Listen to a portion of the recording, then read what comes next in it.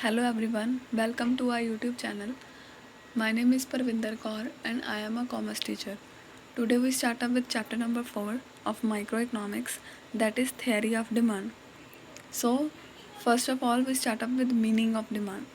Meaning क्या है? The meaning of the word demand is quite different in economics as compared with its meaning in simple language. तो demand का जो meaning है वो economics में डिफरेंट है, अगर सिंपल लैंग्वेज में देखा जाए तो वो डिफरेंट है. So the word desire, want and demand are used in place of each other. Three words हैं desire, want and demand. इन तीनों को हम एक दूसरे की प्लेस पे यूज़ करते हैं. So but they are quite different from each other. Different कैसे हैं? Desire क्या है? जैसे for example, I want to buy a car but I don't have any enough resources. मेरी इच्छा है कि मुझे कार चाहिए लेकिन मेरे पास पैसे नहीं हैं, तो ये क्या है? मेरी डिज़ायर. ओनली मेरे पास विश है कि मैंने ये ख़रीदना है लेकिन मनी जो है मेरे पास नहीं है. विश है कि मैंने ख़रीदनी है चीज़ लेकिन मनी मेरे पास नहीं है, तो ये क्या है? Desire. Next is want. Want क्या है? मेरी विश है कि मैंने कार ख़रीदनी है लेकिन मेरे पास मनी भी है, बट मैं उस पैसे को खर्चना नहीं चाहती. I don't want to spend that money, so this is called want. Next is demand. Demand is that when I wish to buy anything and I have enough resources. Enough resources means I have money and I am ready to spend it. और मैं ready हूँ उसको spend करने के लिए. Ready to spend. So demand is that where the person wishes to buy any commodity, he has sufficient resources and he is ready to purchase that commodity at that price. So person की wish है, उसके पास money भी है और वो ख़रीदने के लिए भी रेडी है, तो that is called demand. So demand is that specific quantity of a commodity which the consumer purchases at a specific price during a specific time period. किसी भी प्राइस पे हम किस टाइम पे ख़रीदने के लिए रेडी हैं. सो this is called demand. Desire में हमारे पास विश है लेकिन हमारे पास पैसे नहीं हैं. वांट में हमारे पास मनी है, विश है लेकिन हम रेडी नहीं हैं पैसे खर्चने को. और डिमांड में डिमांड का मीनिंग क्या है? हमारे पास विश भी है ख़रीदने की, हम रेडी भी हैं, मनी भी है हमारे पास और हम रेडी भी हैं ख़रीदने के लिए. मेन एलिमेंट्स क्या हैं डिमांड के? तो 3 मेन एलिमेंट्स, 3 इम्पॉर्टेंट पार्ट्स हैं डिमांड के. Desire to buy a commodity. पहले मेरी इच्छा होनी चाहिए किसी भी प्रोडक्ट को ख़रीदने की. कैपेसिटी टू पे, मेरे पास पैसे होने चाहिए. विलिंगनेस टू स्पेंड, और मैं रेडी होनी चाहिए या रेडी होना चाहिए स्पेंड करने के लिए पैसे. So these are the 3 elements of demand. Definition क्या है डिमांड की? According to Benham, the demand for anything at a given price. किसी भी प्रोडक्ट को हम डिमांड कर रहे हैं, मांग रहे हैं कि हमें वो चाहिए एट अ गिवन प्राइस, और कुछ प्राइस है उसका, is a amount of it which will be bought per unit of time at that price. जो कि हम उस प्राइस पे चीज़ को ख़रीदते हैं. या आप ये कर सकते हो vera and stay. The demand for a product particular good is the amount that will be purchased at a given price at a given time. Demand वो वाली क्वांटिटी है किसी भी प्रोडक्ट की जो कि हम परचेज़ करते हैं किसी प्राइस पे या और किसी टाइम पे. टाइप्स क्या हैं डिमांड की? Individual demand and market demand. अब डिमांड है क्या? जब हम मार्केट में किसी चीज़ को बाय करने के लिए जा रहे हैं तो वो क्या है हमारे लिए? डिमांड. हम प्रोड्यूसर से डिमांड कर रहे हैं कि हमें फ्रूट्स चाहिए, वो हमने ख़रीदने हैं. वेजिटेबल्स चाहिए और कोई भी ग्रॉसरी स्टोर से हम कोई सामान चाहिए, तो दीज आर द डिमांड. हम डिमांड कर रहे हैं कि हमें वो चीज़ चाहिए. सो डिमांड 2 टाइप्स की होती है, individual demand and market demand. Individual means जब हम किसी एक पर्सन की डिमांड को स्टडी करते हैं. मार्केट मीन्स जब मार्केट में जितने पर्सन अवेलेबल हैं उनकी डिमांड को हम स्टडी करते हैं, that is market demand. So individual demand, the demand made by an individual consumer to satisfy his और her wants is known as individual demand. जो इंडिविजुअल एक सिंगल पर्सन मार्केट में डिमांड कर रहा है कि मुझे ये चीज़ चाहिए, तो वो है individual demand. Example, demand for commodity X by an individual A. कोई पर्टिकुलर कमोडिटी है जैसे एक्स मान लो अनियन, और उसकी डिमांड कौन कर रहा है, ए. और स्पेसिफिक प्राइस क्या है उसका, 50 रुपीज़ या 80 रुपीज़ मान लो. और स्पेसिफिक टाइम पीरियड क्या होता है, जैसे कि मार्केट में किस दिन जाके उसने ये डिमांड की. This is individual demand. Next is market demand. Total demand made bye all the consumers present in the market. Consumer क्या है, वो पर्सन जो कि प्रोडक्ट को बाय करता है और यूज़ करता है. तो सभी कंज्यूमर, सभी क्या है, मार्केट में कितने जाने हो सकते हैं, 1 लाख पीपल भी हो सकते हैं, 1 करोड़ भी हो सकते हैं. तो इनकी जो डिमांड है that is called market demand. So suppose there are only 3. मानो कि 3 कंज्यूमर ही हैं किसी प्रोडक्ट को ख़रीदने के लिए, 3 जने ही हैं. कौन कौन से, ए, बी एंड सी. तो जो वो डिमांड कर रहे हैं, टोटल उनकी डिमांड क्या हो जाएगी, market demand. Next is demand schedule. Demand schedule क्या है, demand schedule refers to that table. ये क्या होता है, टेबल होता है that shows a relationship between prices and quantity purchase. So demand schedule क्या है, टेबुलर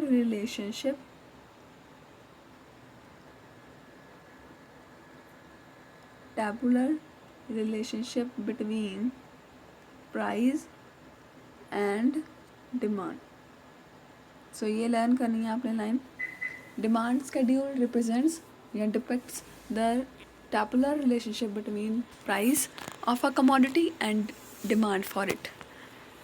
कि अगर प्राइस बढ़ या डिक्रीज़ हो रहा है तो उससे हमारी प्रोडक्ट की डिमांड कैसे शो होएगी. सो डिमांड स्केड्यूल भी 2 टाइप्स की है, individual demand schedule and market demand schedule. Individual क्या है, सिंगल पर्सन की डिमांड को जब हम टेबल की फॉर्म में शो करते हैं, that is individual demand schedule.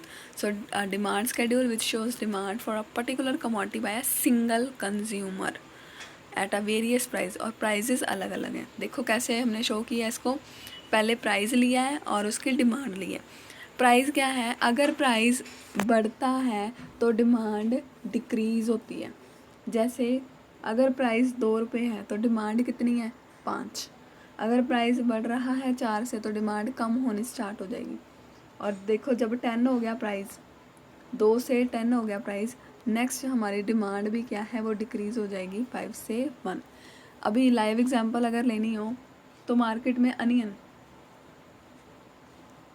अगर प्राइस अनियन का 20 रुपीज़ kg है, ये प्राइस है, तो पर kg 20 रुपीज़ से हम 100 के हमने ख़रीदने हैं तो कितने आएंगे, 5 यूनिट्स आई, 5 kg. और अगर प्राइस बढ़ के 50 kg हो जाता है तो हमारी डिमांड क्या हो जाएगी, 100. पैसे हमने 100 ही खर्चने हैं तो क्या आ जाएगी, 2 kg मिलेंगे हमें 100 के. तो क्या है, अगर प्राइस बढ़ता है, देखो प्राइस अगर इंक्रीज़ हो रहा है तो हमारी डिमांड डिक्रीज़ हो जाती है. प्राइस 20 से 50 हो गया, बढ़ गया, तो हमारी डिमांड क्या है, अगर 20 प्राइस था तो 5 किलो हम परचेज़ करते थे, और अगर 50 रुपये हो गया तो हम 2 किलो अनियन परचेज़ कर रहे हैं.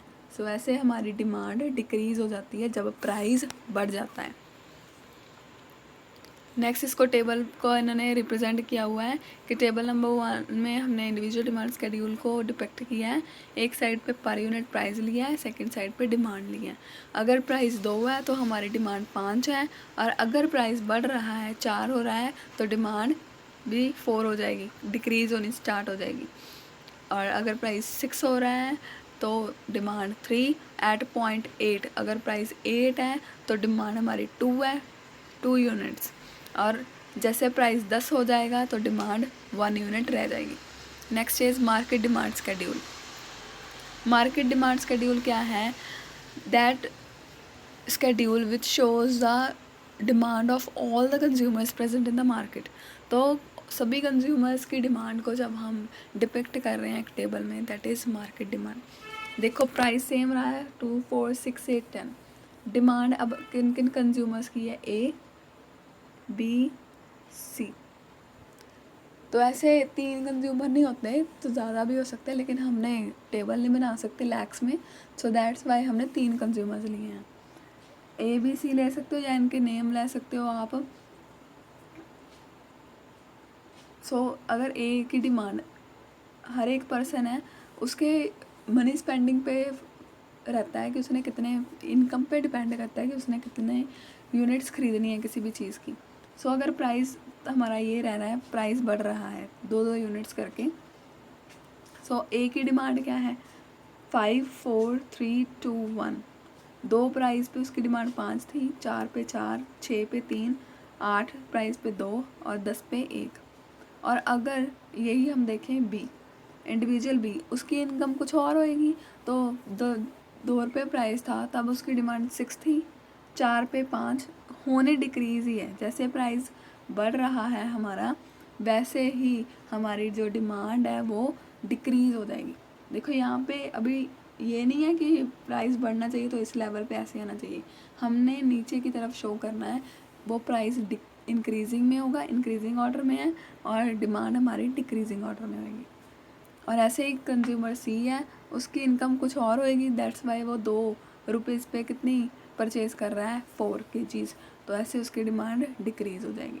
और जब 10 रुपये होगा, जैसे अनियन अभी ज़्यादा हो गया, तो कुछ कंज्यूमर्स क्या हैं जिनकी इनकम बहुत कम है, तो वो उनको परचेज़ करना ही बंद कर देंगे। तो ऐसे भी हो सकता है। तो मार्केट डिमांड का फॉर्मूला क्या है, ABC, तीनों को ऐड करना है। पहला, जब 2 रुपये प्राइस है तो इन तीनों को ऐड करो, 5 + 6 + 4 15।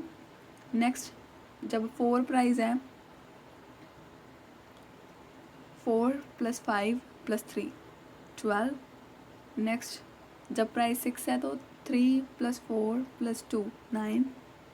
8 प्राइस पे 2 + 3 + 1 6। नेक्स्ट, 1 + 2 + 0 3। तो ये क्या शो कर रहा है, market demand, total demand in the economy. Market में सभी जो कंज्यूमर्स हैं उनकी क्या डिमांड है। Next is demand curve. Demand curve क्या बताता है, graphical relationship between quantity and price. जो डिमांड शेड्यूल है वो टेबल की फॉर्म में रिलेशन बताता है, लेकिन जो कर्व है वो ग्राफिकल रिलेशन बताती है। Graphical relationship between price and demand. Demand curve refers to that curve which depicts the relationship between different prices, अलग अलग प्राइजेस और उनकी quantity purchase. It will be in the form of graph. Next, ये भी 2 types के हैं। तो demand जब 2 टाइप्स के, तो उसके कर्व भी 2 टाइप का ही होगा, इंडिविजुअल और मार्केट। इंडिविजुअल में सिंगल पर्सन की डिमांड और जैसे प्राइस में चेंज आ रहा है उसको डिपिक्ट करेंगे ग्राफ की फॉर्म में। और मार्केट में पूरे सारे कंज्यूमर्स जो हैं उनको हम डिफाइन करेंगे। इंडिविजुअल डिमांड कर्व, ये टेबल को ध्यान में रखते हुए इन्होंने बनाया हुआ है। मैं साइड पे आपको टेबल बना के दिखा रही हूँ। प्राइस था यहाँ पे और डिमांड। प्राइस कैसे जा रहा था, 2 4 6 8 10। डिमांड 10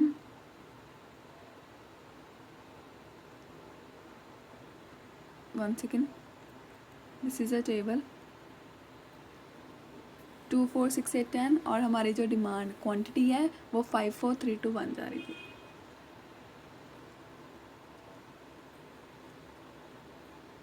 प्राइस और डिमांड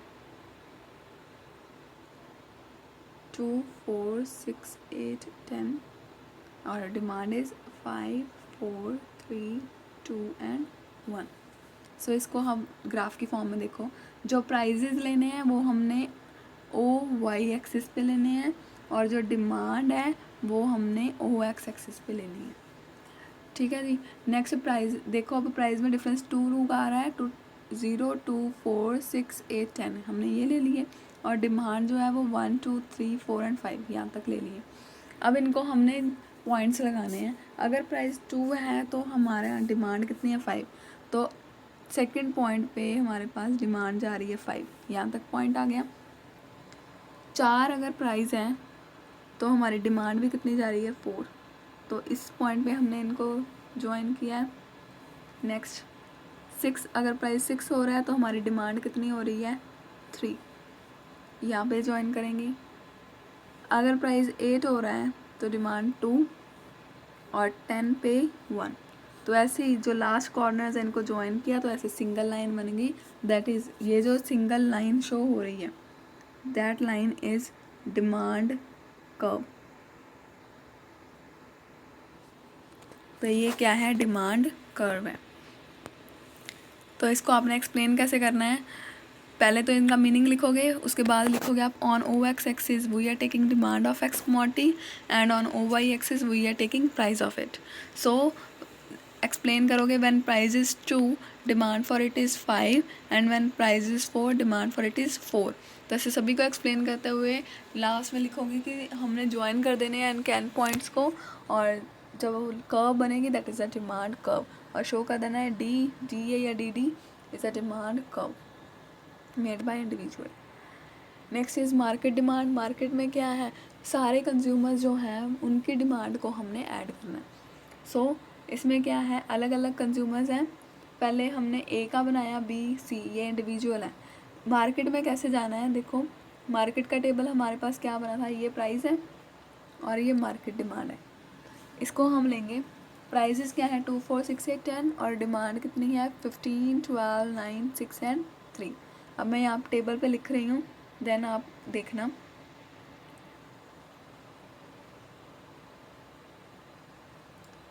प्राइस 2 4 6 8 10 और डिमांड हो रही है हमारी 15 12 9 6 एंड 3।